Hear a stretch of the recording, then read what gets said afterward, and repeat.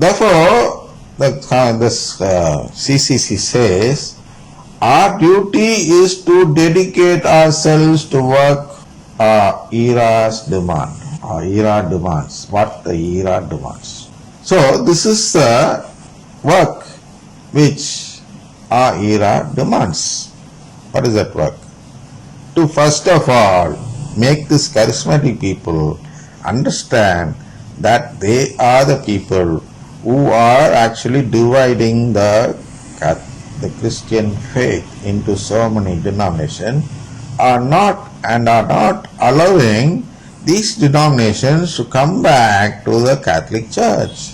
If at all we in the Catholic Church keep telling that we are weak and we are not beautiful and we are that is, our faith is weak and our faith is not beautiful, then how will those people come here?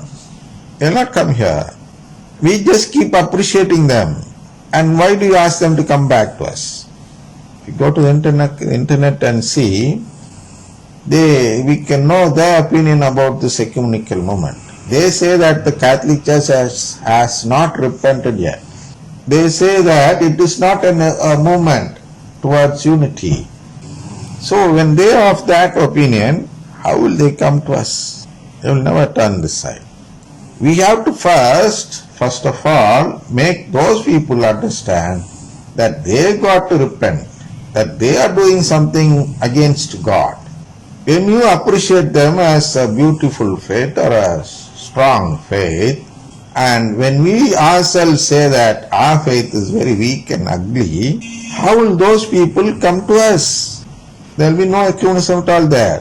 This is what the charismatic people are doing. They are saying that our faith is weak and it is ugly. And they leave towards a strong faith and a beautiful faith.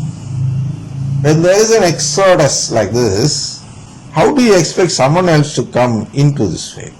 We ourselves are leaving our town, like how they left Egypt. Many are leaving this church. This is not Egypt, instead it is the New Jerusalem, the church. Once the church had to leave Egypt. Now Egypt is leaving the church, something like that. And you want Egypt to come back to Jerusalem. How? It's not practically possible. You cannot expect something to come opposite to the Exodus direction. When people from here are going towards that side, how do you expect those people to come against them into the inside of the Catholic Church? But this is what the present situation, the present era, our era, is doing at present. So what is needed now is to stop this exodus, which goes outside, outward, through the windows maybe, opened in the Second Vatican Council. So we have to first of all stop these people from leaving the church, and then only they can come into this church. They have to realize that they are doing something against God's plan. And unless and until they realize this, they will never return to God's family. And these people, these people mean the charismatic people, they don't believe in filial adoption, and so are trying to leave this church through the own windows open to them and to join the other denomination. This is what the charismatic priests keep telling the bishops daily, and are getting approval for their movement activities and so on. So this is the need of the hour. We have to first of all dedicate ourselves to work towards this need. That's our duty. For this only, there were some documents produced during this council, and that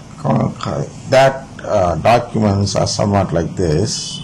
The documents produced in the council were doctrinal statements and pastoral norms. They find directives for renewal of thought. This is the renewal of thought which we were speaking so far. We have to think again. We have to renew it. We have to renew our thought regarding this charismatic renewal. It has to be renewed. Then a renewal of action. The action plan has to be changed. We ask these people to do the ecumenical work, but these are the people who are against this work. That's what we saw so far. So we have to change this action plan. It has to be renewed. We have to renew it. We should first of all stop these charismatic people from doing this work. They have to be brought back into this sport once again. And then think of another action plan. The plan should plan how to guard our faith and how to present it better to the separated brethren. These people are not presenting it to the separated brethren, but instead they are asking the separated brethren to present their doctrines to us. And these people go and seek. I've seen many priests daily in the morning after their duty and all, in the mass and other things and all, when they get a leisure time after eating breakfast or after breakfast and some other work, they immediately go to a website where these brethren give speech, somewhat like homily. They keep listening to them and they steal some points from them and utilize those points in their homily the next day. This is how these charismatic people, they seek the presentation of our separated brethren rather than presenting our faith to them. They don't get themselves involved in any of these internet activity, and even if they get into it, they speak only for them, for their faith. They don't use their name. Instead, what they speak in their homilies or in their speech or in the programs given in the internet are all based on the gospel of prosperity. If at all a Catholic priest gives a message in the internet or in the public, he should give a message from the gospel of the cross, that is the gospel of filial adoption. You can never see a message in this line. You can search the internet anywhere from this world, any priest. None of the priests have presented this doctrine of filial adoption, that is called divine filiation, in a manner that is understandable. That is what you mean.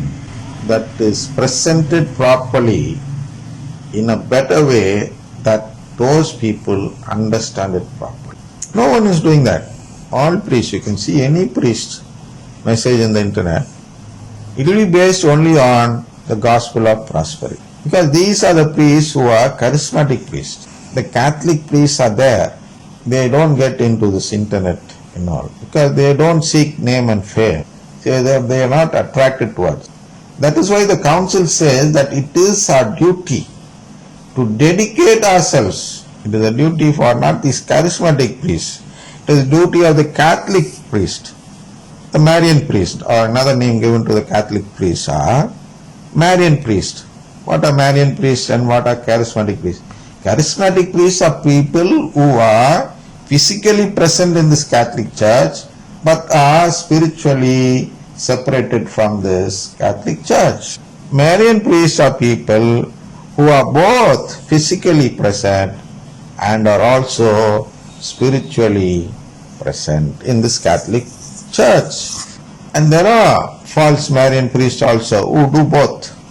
I am not speaking about them. That's why I call them Catholic priests. These people, charismatic priests. So it is the duty of this Catholic priest, very few I know they are, but these few people should dedicate themselves to this work which our era demands. What is that work? To make these charismatic priests first of all understand the necessity of Eucharist. And once these priests come back to the Eucharist spiritually also, they are physically with the Eucharist, but spiritually they are not. So if they come back spiritually also, then all the priests together can decide on this plan of action, how to present the doctrine of faith, the deposit of the doctrine of faith, the deposit of Christian faith, the faith of the Catholic Church and all, to people who don't spiritually belong to the Catholic Church. Only then we can have an action plan.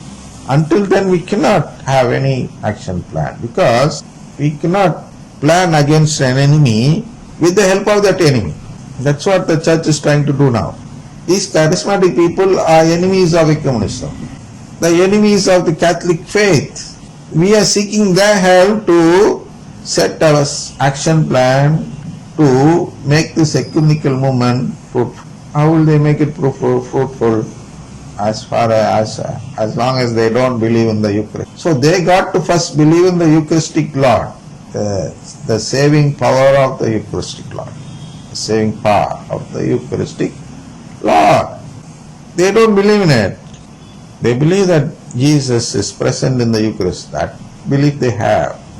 They believe that no one can be saved without the Eucharist. They don't believe that no one can be saved without the Eucharist. So first of all they have to come into this belief, and only then they can take this belief to other separated brethren. Then the renewal of practice. The practice which we are doing at present is not right. What is the practice? Just joining in prayer with them. That alone will not make them come back to this. We have to seek some other means or ways or some ideas through which we can make them understand what is what. That is, we can make them understand how filial adoption is the main purpose of redemption. They have to first of all accept that filial adoption, which is called divine filiation. So we have to practice something, practice that action plan in such a way that they understand it. And then moral virtues and all goes on. So the purpose, the main purpose of the council altogether is to get joy and hope at the end. Joy and hope. What is joy and hope? Joy is not the joy which we get in this material world. The real joy comes only when we join the family of God. Therefore we should hope for it. We should hope that we will one day surely become a member in the family of God. We should hope that God will surely give us this relationship.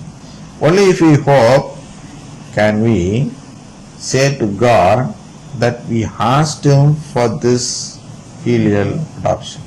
If we don't hope for it, we cannot say that in the last days, during the judgment days, we cannot say that we actually made a covenant with God. So if at all you want to make a covenant, this new covenant with God or Jesus Christ, you should first have a hope that you should at least hope for this filial adoption. You should keep expecting it daily, that you will one day get adopted as a descendant of God. This is the hope. If we keep hoping for it, then we will get it. That's what he says through those parables and all. Somebody asking for a bread, another person asking for a judgment, by pestering. So if we keep pestering God for this relationship, he says, that is pestering through the Holy Mass daily, he says that he will surely give us this relationship. Therefore, the purpose of the council is to make everyone hope for this filial adoption. And only when everyone come into this hope, then it would mean that they are all unified into one faith. This is the purpose of the Second Vatican Council. In the name of the Father, and of the Son, and of the Holy Spirit. Amen.